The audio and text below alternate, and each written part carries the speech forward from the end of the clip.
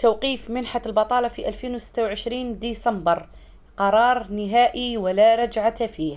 السلام عليكم ورحمة الله تعالى وبركاته مشاهدينا الكرام أينما كنتم، تبعونا مليح مليح. راح نعطيكم جديد منحة البطالة، وراح نجاوبكم على كامل الأسئلة اللي راح تجيني في القناة، سواء على منحة البطالة ولا سواء على شروطها ولا على التكوين ولا على تحيين الملف، يعني تجديد الملف كما احنا نقولوا.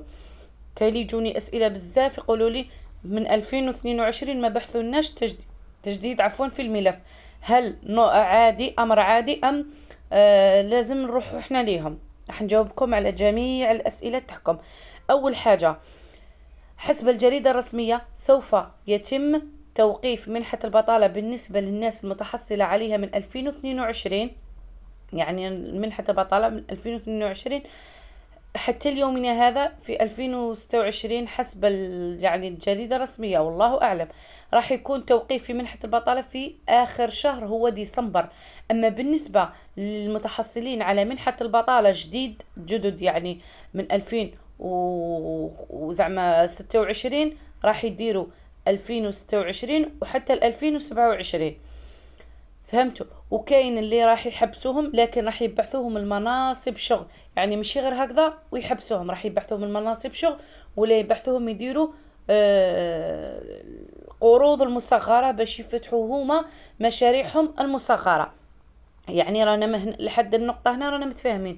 راح يبحثوا لكم، راقبوا هواتفكم، كاين ناس بزاف راح يبحثوا لهم على التكوين المهني اللي راح يكون في شهر مارس، لكن في هذو الأيام راهم يبحثوا لكم على التكوين المهني. يعني راقبوا الهواتف تاعكم مليح، وشهر مارس إن شاء الله حينطلق التكوين المهني بالنسبة لفئة معينة.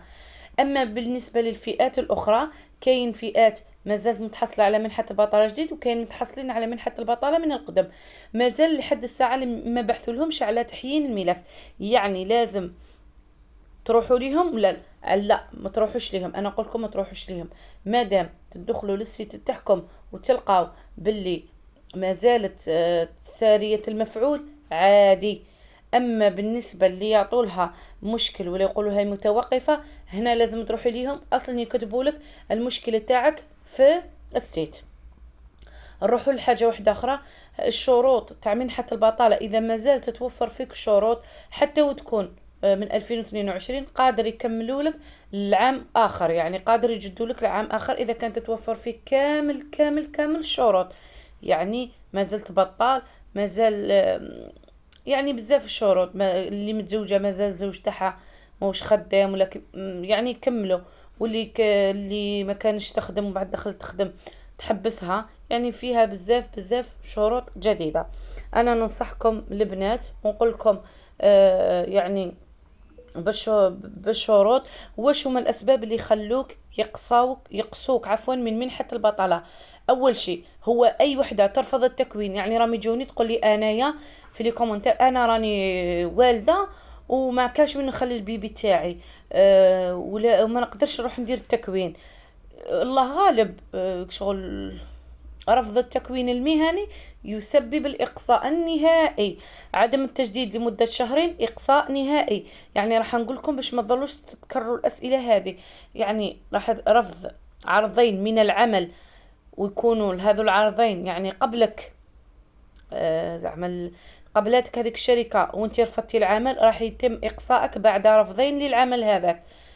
تغيير في وضعيتك المهنية، يعني راح تغير من وضعيتك المهنية، يعني تحاول تتحايل زعما تخدم وما تسوريش روحك، راح يتم إقصائك. يعني إذا داروا كونترول بلوغ سن 40 سنة، أي واحد ما زالت لم تتغير الشروط إلى وقتنا الحال، يعني 40 سنة يتم توقيف منحة البطالة. فتح سجل تجاري، يعني كاين بزاف كانوا يدوا البطالة وفتحوا سجل تجاري أو بطاقة حرفي. حذاري، حتى البطاقة حرفي سوف يتم إقصاؤك عليها، حذاري البنات. شراء سيارة ولا دراجة نارية، أي حاجة عندها الكارت كريس كما احنا نقولوا راح يتم إقصائك عليها حتى وتكون دراجة نارية. ذهاب خارج التراب الوطني، هذه حاجة جديدة، اللي يخرج للخارج ويعاود يولي بعد مدة زمنية يتم إقصاؤه ويرجع هذاك المبلغ من المال.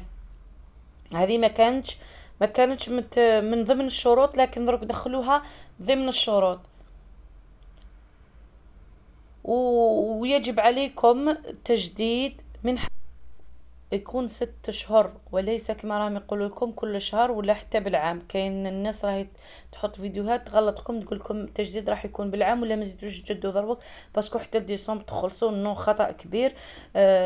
لازم تروحوا تتوجهوا لوكالة التشغيل ولا للسيبر تجدوا الوضعية تاعكم. نقول لكم ان شاء الله يعجبكم الفيديو تاعي. السلام عليكم ورحمة الله تعالى وبركاته.